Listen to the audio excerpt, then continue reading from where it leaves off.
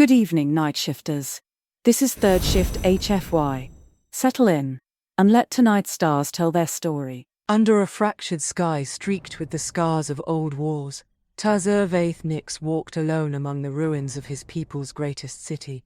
Once these stones had soared, arches bright as fire, banners catching the wind, voices singing to the stars. Now only ashes remained, dust swirling in the chill morning light, the city's bones exposed to a universe that had forgotten its promise. He paused atop a broken spire, letting his claws rest on the cold, ancient stone.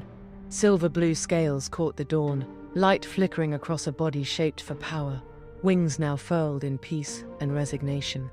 His horns, swept back with the gravity of ages, crowned a face more thoughtful than fierce. Golden eyes, slitted and deep, watched the horizon where another sunrise struggled against a gathering storm. He could remember when the sky was crowded, Drakyn in flight, council ships at anchor, even the laughter of small, strange visitors from distant worlds.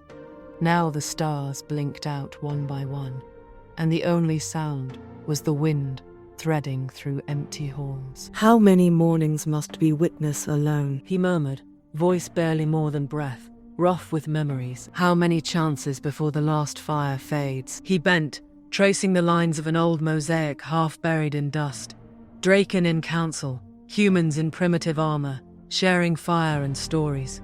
It was a reminder that even in the oldest times, things changed. Alliances forged, then broken, sometimes mended in the ashes. The wind carried scents of rain and old metal, but beneath it, something new, a hint of ozone, the sharp tang of engines in the upper air. Tazor's eyes narrowed. He turned, spreading his wings wide in ritual greeting to the dawn. If the world must turn again, let it turn with open eyes. Far above, something bright flickered. A new star, moving fast, not born of Drakyn hands. The silence of the sky was ending, and so, perhaps, was their solitude. The great hall of the Drakyn lay half in shadow, its arches fractured by time and war. What remained was shaped by memory and stubborn hope, pillars scorched but unbroken, mosaics flickering with the gold of first light, and voices echoing in the vastness as the council gathered. Dragonfolk moved through the hall with slow grace, his presence drawing the eyes of elders and fledlings alike. 7 others encircled the council fire. Ancient, dignified, their scales a spectrum of storm blue and volcanic silver, wings folded, claws resting on the cracked stone. A younger Drakyn, impatient and sharp-eyed, spoke first. "We've survived centuries without the council. Why listen for ghosts? The stars care little for old packs." Another, her scales dull from age, replied with a mournful sigh. "Once, the stars cared for us. The council's ships soared here, and humans shared our fire. That time is gone, but perhaps not forgotten." Tazor's gaze settled on a holith set in the hall's center, a spinning constellation of fractured data and myth. Suddenly, a pulse of light rippled through the display, outlining a new signal. Alien, unmistakably human in design, it traced an approach vector to the planet's edge. "The ghosts are not gone," Tazor said, voice carrying through the hush. "Something stirs. A signal, born of old codes, human ships, or the memory of them." The council erupted into debate, some fearful, others filled with an uneasy longing. "If it is truly then," an elder murmured, "should we hide or call them home?" A deep ritual bell tolled. The youngest leaned in, golden eyes wide. If humans return, what do we become? Hunters? Healers? Stories? Or something more? Tazor's wings shifted, gathering the light. "We will not meet the future in hiding. Let them come. Let us decide together what we are to be." Above, in the trembling air, the human signal drew closer, cutting through centuries of silence and summoning change. The city's ancient heights called Tazor at dusk.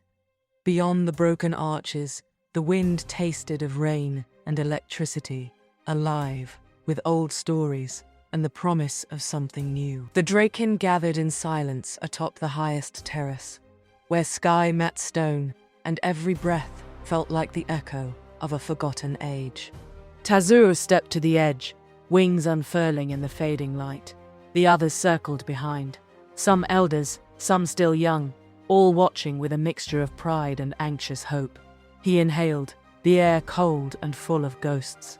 Then, with a single bound, he leapt from the terrace, spreading his wings. The wind caught him, lifting, carrying him above the ruins. Below, the city's bones glimmered. Above, the clouds cracked open, letting the last sunlight paint his scales with fire. The flight was ritual. Old is their kind. In this dance of air and memory, the Drakyn did not merely remember, they relived. Tazur's mind reached back, the time before war, when the sky was crowded with his people, when council ships and human voices filled the halls with promise. Images shimmered in the air around him, projected by Drakyn minds and living technology.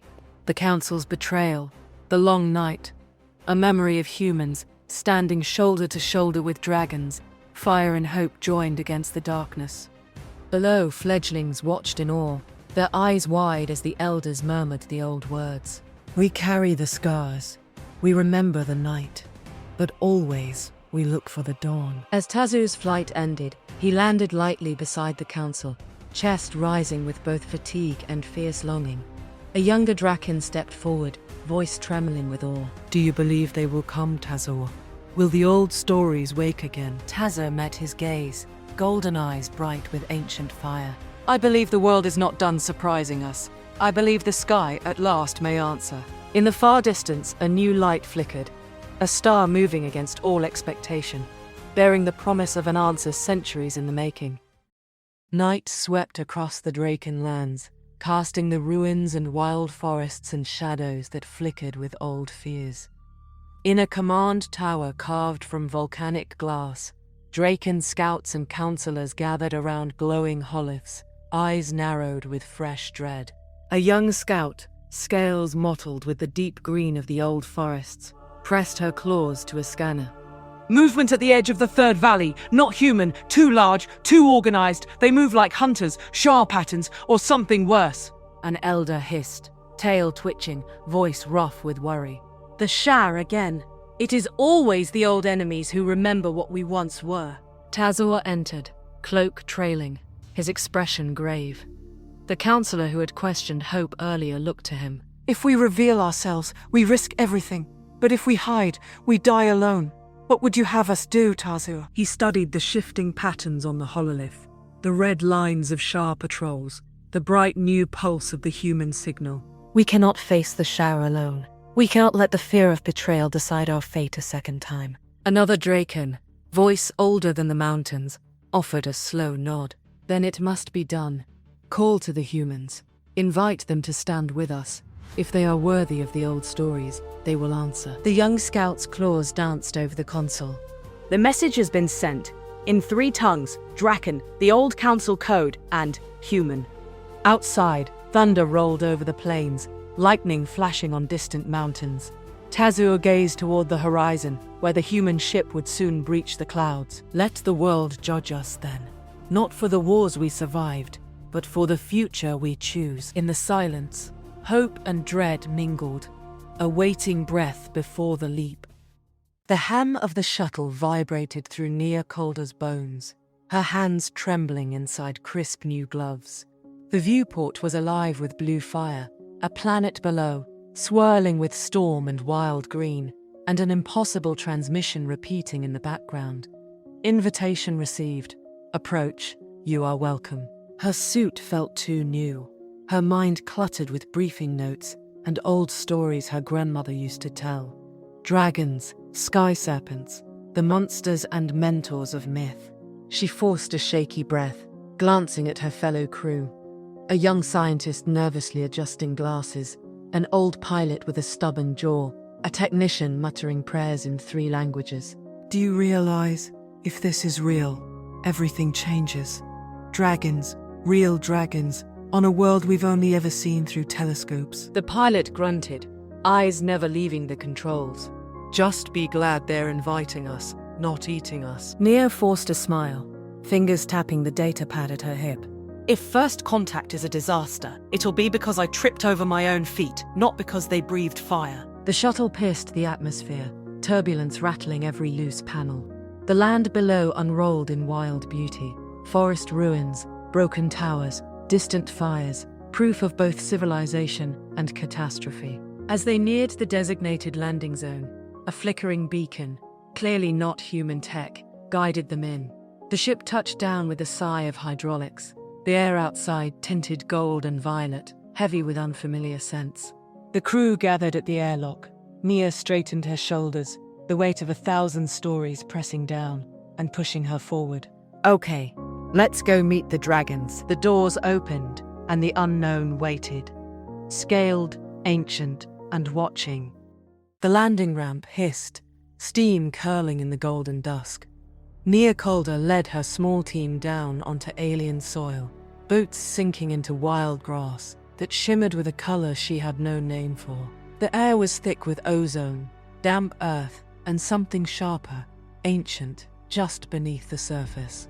They formed a careful line, trying not to gape at the ruined grandeur all around. Shattered towers rising from forest, glyphs glowing faint on stone, shadows rippling with the memories of lost ages. And then, movement. The Drakyn emerged from between fallen pillars, each step measured and deliberate. Tazur Vaeth Nix stood at the fore, towering above his kin, silver-blue scales aglow in the fading sun, wings folded but vast, golden eyes watchful and utterly alien. Other Drakyn fanned out beside him, old, regal, and young, their faces a spectrum of curiosity, pride, and suspicion. Nia's heart hammered so loud she thought the entire landing party could hear it. She swallowed, mouth dry, and took one careful step forward. On behalf of Earth and the United Human Delegation, thank you for welcoming us. Tazur dipped his head, a slow, stately gesture that sent a ripple through his frilled mane. You cross the stars, bearing hope and memory. Welcome, travelers. We have watched your fires from afar. A young Drakyn stepped forward, eyes bright and tail lashing in excitement. Do you really have stories of us on your world? Nia smiled, her nerves melting just enough for the truth. Since before we could write, we dreamed of dragons. You were our fear, our wish, and sometimes our guide. Tazur's expression softened, something almost like a smile in those fierce features. He extended a clawed hand, palm up, in a gesture both ritual and invitation. Then let us make new stories, together. In that first meeting, wonder outweighed fear. For a moment, the old wounds of both peoples began to heal. The two delegations gathered beneath the arching shadows of a ruined gateway. Drakyn elders watched from above, their wings outlined by shifting sunbeams. Humans clustered closer, some clutching data pads, others simply staring, wide-eyed, at the beings who once haunted their ancestors' dreams. Nia Calder approached Tazur Vaeth Nix, cradling a battered artifact in her gloved hands, a fragment of carved bone passed down through her family for generations. On its surface, the shape of a dragon, etched in lines half remembered by time. She offered it to Tazur with a trembling smile. My grandmother always said this was more than a story. I never thought I'd find out how right she was. Tazur bent low, golden eyes fixed on the relic. He extended a claw, tracing the grooves with infinite care. A hush fell over the ruins. We left many gifts, not all of them meant to endure. For one to survive so long, it is a sign the past can reach across the dark. A young Drakyn peered over his shoulder, tail flicking in delight. The lines are true. Look, here, this crest, this fire. They remembered us. An older Drakyn, skeptical but curious, leaned in as well. And what will you do, now that your story breathes? Nia looked from one face to another, steady now, no longer just awed but determined. We build, we learn, we stop running from old shadows, and maybe, together, we can make the next story something worth passing down. For a moment, the old suspicion faded. Tazur closed his claw gently around the relic and offered it back. Let this be the first memory of what we choose, now, not just before. Above, birds scattered in a sudden flock. The wind carried laughter, human and Drakyn, across the ruins, as if even the stones approved. The sun drifted lower, painting the city's shattered spires in molten gold. Nia Calder found herself walking beside Tazur Nix, their two shadows long and strangely equal across the broken stone. The Drakyn led her through a narrow corridor, walls inscribed with glowing runes and scenes of flight and fire. Other humans and Drakyn followed at a respectful distance, caught between reverence and nervous excitement. They entered a domed chamber at the heart of the ruins, alive with pulsing light, its ceiling an animated map of starfields, ancient journeys, and worlds long vanished. In the center, a pool of liquid crystal reflected not just their faces, but fragments of memory. Wars, peace, alliances, betrayals. Tazur paused, gesturing for Mia to stand beside him. This is our living archive. Here, we keep the stories we cannot afford to lose. Nia stared into the shimmering pool, heart pounding as images surfaced. Humans and Drakyn sharing fires, fighting side by side. The last great departure, the first human ships leaving a scarred Earth. You remember us, even when we forgot you. Tazur's voice softened, old pain and hope braided together. To remember is not always to forgive, but to invite you here is to say, the future is unwritten. Will you help us shape it? She looked at her reflection, her own nervous face beside Tazur's ancient wise features. If you'll have us, we won't turn away. Other Drakyn and humans watched in silence as Nia extended her hand. Tazur placed a claw gently atop it. No threat, only acceptance. Above them, the stars mapped new possibilities on the ceiling. For the first time, two species saw a future neither could have made alone. The glow of the archive faded as alarms echoed through the ruins, an ancient warning bell, vibrating the air with a note of danger. Outside, Drakyn and human faces turned skyward, nerves tight with sudden fear. A young Drakyn scout burst into the chamber, scales flashing with adrenaline. An outpost in the southern valleys, gone silent. Sensors report energy discharges, not human, not ours, Shah or something worse. Tazur's eyes narrowed, memories of old battles flickering beneath his calm. The Shah do not wait. They probe for weakness before the kill. Nia felt the room contract around her. The other humans muttered, hands straying to weapons, fear cutting through the earlier wonder. We have defenses, right? We can help. An elder Drakyn shook his head, expression heavy with regret. Our peace has made us slow. We have little left but courage, and the memory of how to stand together. Tazur stepped forward, voice echoing in the stone. Then we will remember. We fight, side by side, as our ancestors did. If we must defend hope, we do it now. Nia squared her shoulders, catching Tazur's gaze. You gave us the sky. We'll stand with you to keep it. In the gathering dusk, Drakyn and humans armed themselves. The alliance tested sooner than anyone wished. And in the far hills, the shadows of old enemies gathered, silent and hungry. The night shuddered with distant thunder, real and artificial, lighting the valley in flashes of blue and white. On the broken plaza at the city's heart, Drakyn and humans assembled, armor gleaming, eyes bright, with both fear and fierce resolve. Tazur Nix stood before them, wings raised in silent salute. Nia Calder stepped to his side, her uniform smudged and her expression set. Between them, a table was laid with old weapons, new tools, and a single, battered relic, the dragon carving Nia had brought from Earth. Tazur addressed the gathering, his voice rolling like distant drums. Once we stood apart. Now we choose to stand together, not as myth, not as memory, but as kin who will not surrender to the night. Nia lifted her head, heart pounding. This is our promise. We will not run, and we will not forget what brought us here. Together, we are stronger than the shadows. A young Drakyn and a human technician exchanged nervous grins.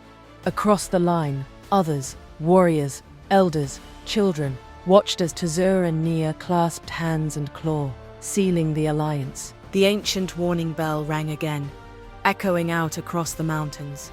Tazur, let them come.